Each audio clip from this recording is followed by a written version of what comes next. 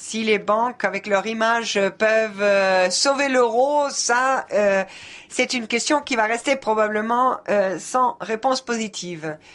L'industrie des finances en général, l'euro en fait partie d'une certaine manière, est discréditée par l'opinion publique. Bien sûr, il y a plusieurs causes, certaines sont justifiées, d'autres pas.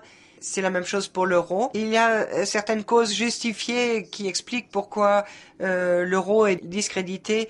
On en a parlé d'une certaine façon déjà ce soir. Les banques, en fait, actuellement, ne peuvent pas faire grand-chose pour améliorer l'image de l'euro. Actuellement, les banques n'ont pas de lobby. On ne les écoute pas beaucoup. Je sais que c'est l'opinion générale, mais je peux vous dire qu'en tant que lobbyiste de la banque, on n'a pas d'oreille tendue de la part des hommes politiques.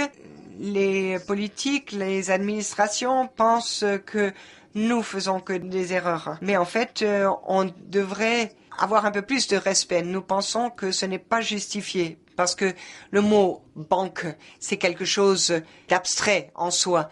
Il y a des banques de tout style. Il y a des banques qui ont qui ont reçu de l'argent de l'État. Il y en a 30 à peu près en Europe, d'autres qui n'en ont pas reçu.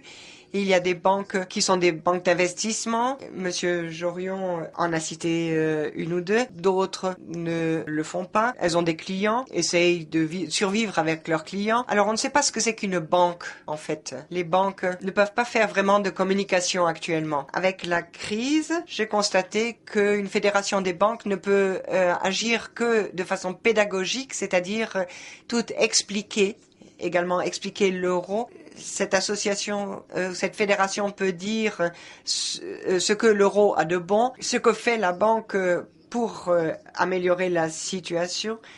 Les banques n'ont jamais pu argumenter dans cette crise que les fédérations, plus ou moins. Il y a dans le système certaines choses qui sont très difficiles à expliquer, comme les bonis, par exemple, qui ne sont pas du tout injustifiés, mais qui sont difficiles à présenter. Là, il y a trop de nuances.